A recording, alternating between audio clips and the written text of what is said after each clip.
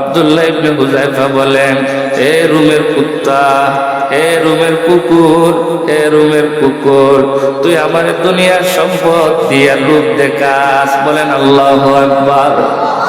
তুই আমার দুনিয়ার সম্পদ দিয়া লোভ দেখাস। আমি আল্লাহ নবীর সাহাবী, আমাদেরকে সারা দুনিয়া দিলেও কিনতে পারবে না। আমি আল্লাহর নবীর সাহাবী।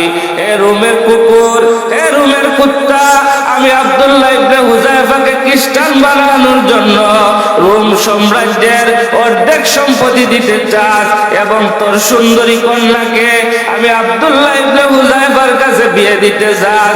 হে রোমের কুত্তা, জানিয়া রাখ, মুসলমানেরা কখনো বাতিলের সামনে মাথা নত করে না, মুসলমানরা কখনো তাদের ঈমান বিক্রি করে না, মুসলমানরা কখনো বাতিলের সামনে পরাজিত হয় না। অতএব আমরা ঈমানদার, আমরা মুমিন। আমার আরেক পরিচয়, আমি আল্লাহর নবীর সাহাবী।